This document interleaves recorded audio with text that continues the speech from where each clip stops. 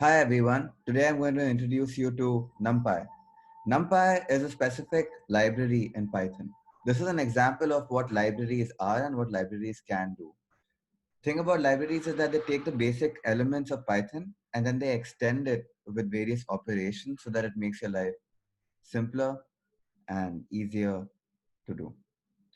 So, workshop, session 2, new one, 3, NumPy.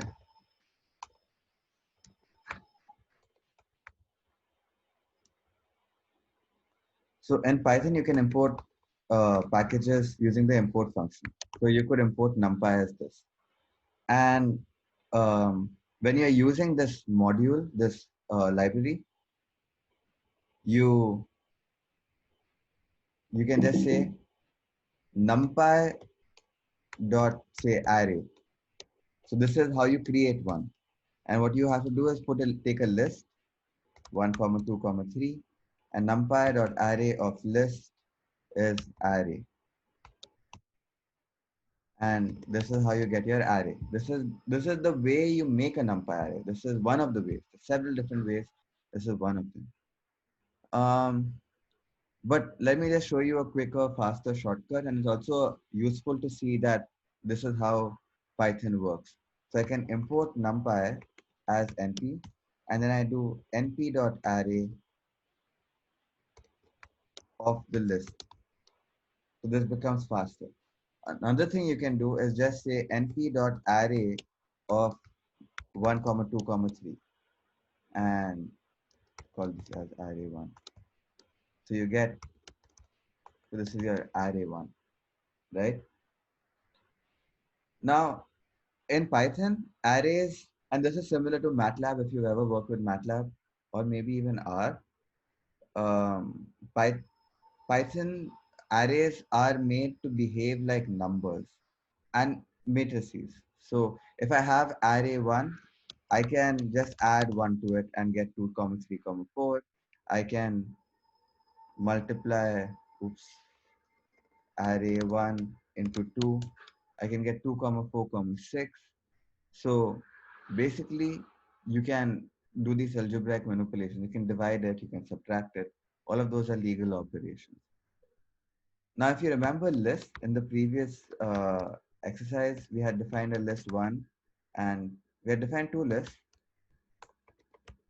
And when we tried adding them up together, they concatenated because the list's main idea is that it's just something that contains numbers. That's not how it is with array. So what I do now is convert both of these to arrays and say this is np.array of L1, np.array of L2, and here is my array1 plus array2. So people often ask you what's the difference between arrays and lists. Arrays are made to behave like matrices. Lists are made to behave like just a sequence. So your intuition could be geared in that sense. Um, you can say take the sum of um, an array. You can take the mean. You can take a lot of inbuilt functions are there with these things. Let me, right? So it's got its own inbuilt functions. Another thing that's important for you to know is indexing. So if this is my array and I want to see only the first element, I would enter 0 because indexing starts with 0. So that would be 1.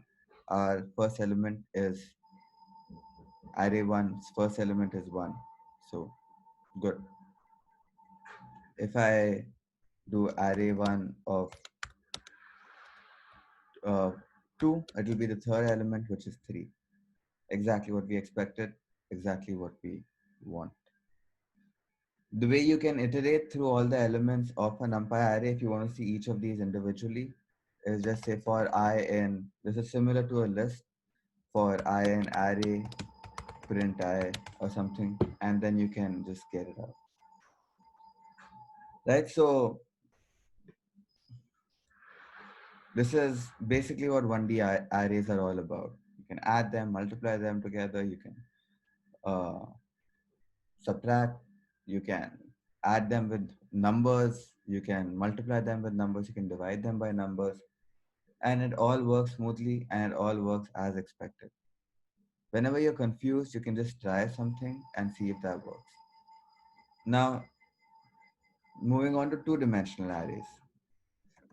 So this is my array 2D, defining it to be 1 comma 1, 2 comma 1, 3 comma 2. Don't forget to put the commas in between each of these elements and then put it all in a NumPy array constructor. There you go. Other quick ways of creating arrays is this is how you create a random array of say 3 comma 2, random numbers between 0 and 1. You can create a zero array of any shape similarly.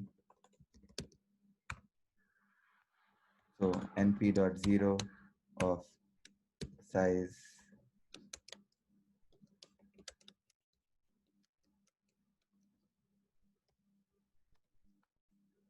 1 comma 2 zeros.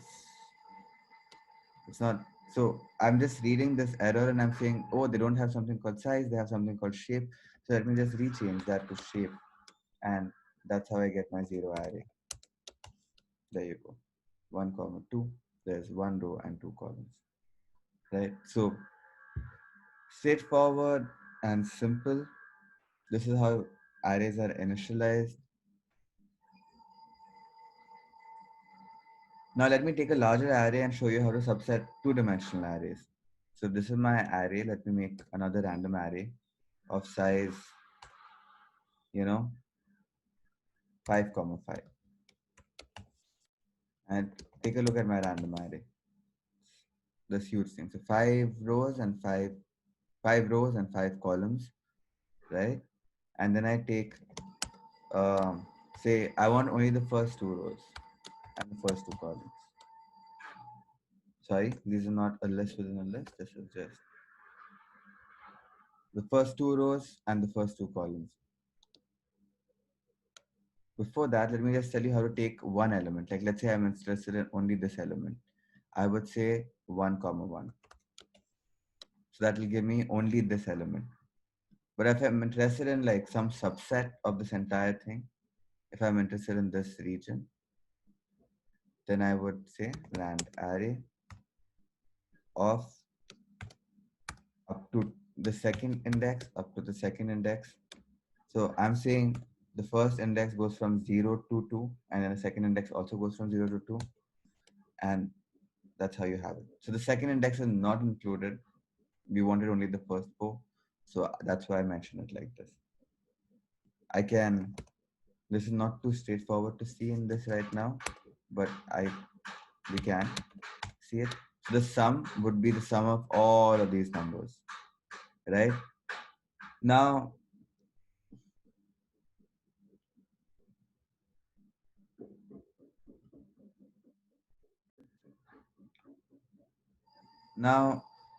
it's important to note also that all of the operations that I showed you and over here sort of also apply to these larger arrays. Like I can take my random array and I can multiply it by 10 and you get this thing times 10. So let's check a few elements. This is 6.47. Over here would be 0.647. You can add two of them together. You can multiply two of them together. And it works pretty intuitively once you get the hang of it. And it's pretty straightforward. So that's that.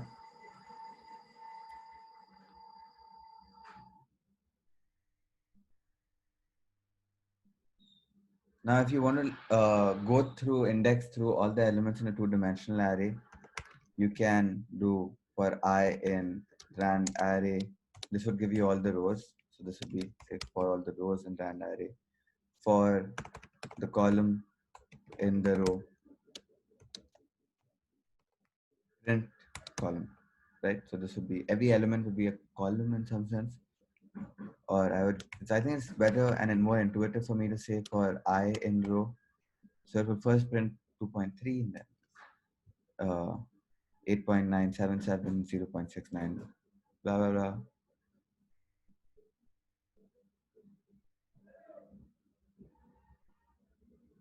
and so on.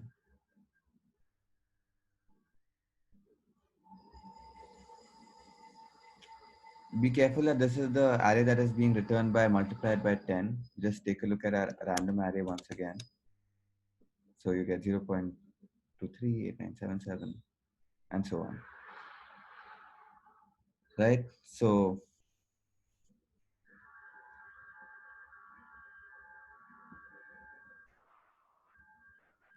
I hope that this basic introduction to NumPy helps you play around with NumPy arrays, create NumPy arrays, and so on. I've also added a cheat sheet to the which I'll give to you, but this cheat sheet will help you figure out certain things when you're looking for them. For example, this is how you can start off a certain array, right? So zeros would give you zeros of the shape, ones will give you ones of the shape, arrange, linspace, random not random. This is to read and write an array. I don't use this too much, but you can do it. You can figure it out. Um, you can subtract, subtract also with this internal function. Sometimes there's a difference in the way these are encoded. So np.subtract is probably faster than this, at least in the earlier versions. Now it should be about the same. You can add them like this. So it's pretty intuitive, pretty straightforward. Aggregation functions will give you sum, min, max, cumulative sum. You don't need to remember each of these things. You just have to look at the cheat sheet when you're trying to figure these things out. Um, this is subsetting and slicing. I've already showed you this. The colon means from 0 to 2, as we had seen in the list. This is some subset and some other subset. So we've gone through the basic elements in your cheat sheet. I hope that this helps you. And that's it for NumPy.